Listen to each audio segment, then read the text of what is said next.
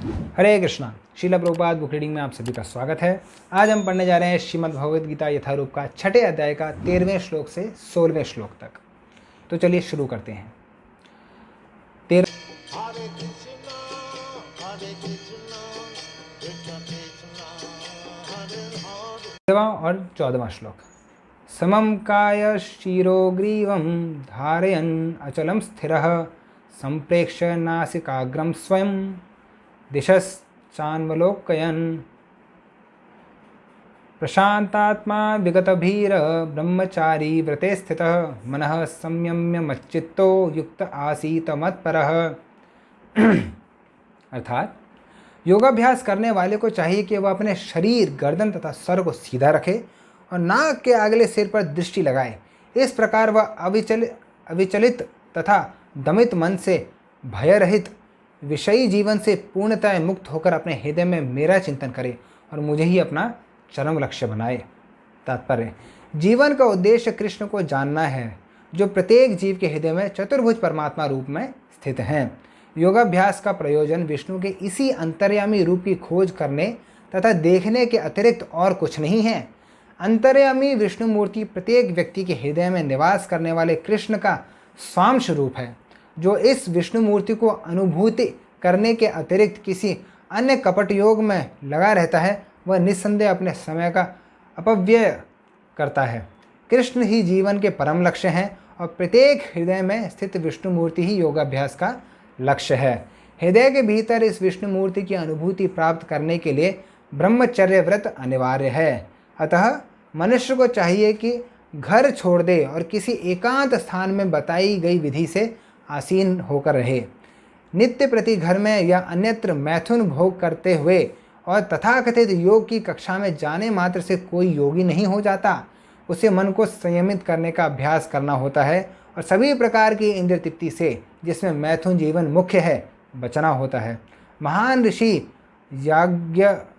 याज्ञवल्क्य ने ब्रह्मचर्य के नियम में बताया है: कर्मणा मनसा वाचा सर्वावस्थौ सर्वदा सर्वत्र मैथुन त्यागो ब्रह्मचर्यं प्रचक्षते।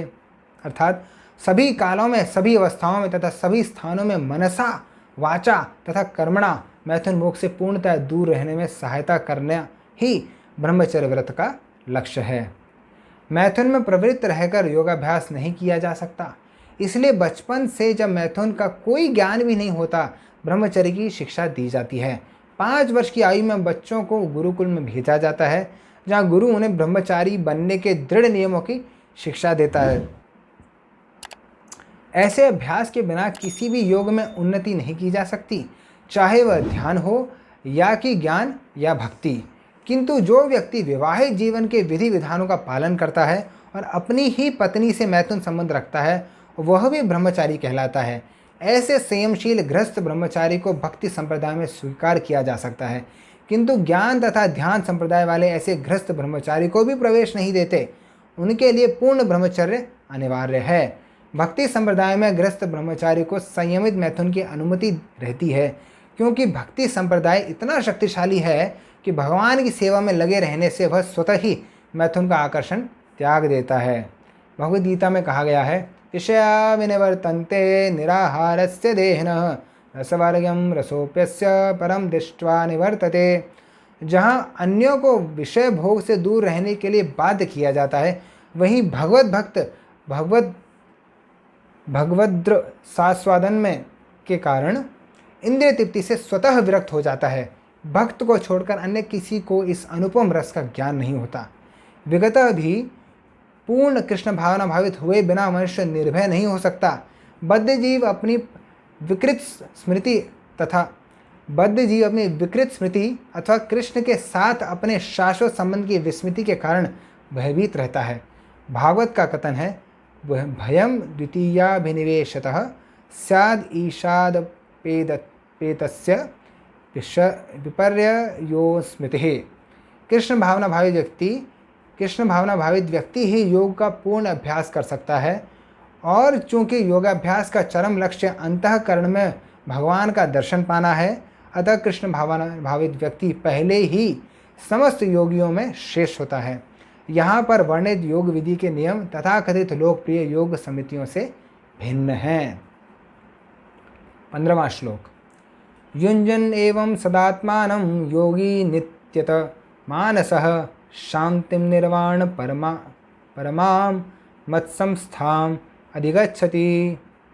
अर्थात इस प्रकार शरीर, मन तथा कर्म निरंतर संयम का अभ्यास करते हुए संयमित मन वाले योगी को इस भौतिक अस्तित्व की समाप्ति पर भगवत धाम की प्राप्ति होती है। तात्पर्य। अब योगाभ्यास के चरम लक्ष्य का स्पष्टीकरण किया जा रहा है। योगाभ्यास किसी भौतिक सुविधा की प्राप्ति के लिए नहीं किया जाता।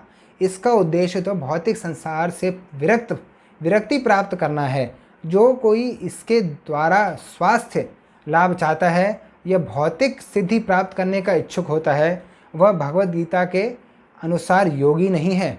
न ही भौतिक अस्तित्व की समाप्ति का अर्थ शून्य में प्रवेश है, क्योंकि यह कपोल कल्पना है। भगवान की सृष्टि में कहीं भी शून्य नहीं है। उल्टे भौतिक अस्तित्व की समाप्ति से मनुष्य भगवत धाम में प्रवेश करता है।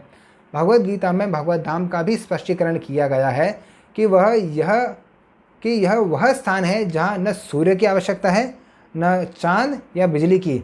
आध्यात्मिक राज्य के सारे लोग उसी प्रकार से स्वतः प्रकाशित हैं जिस प्रकार सूर्य द्वारा यह भौतिक प्रकाश।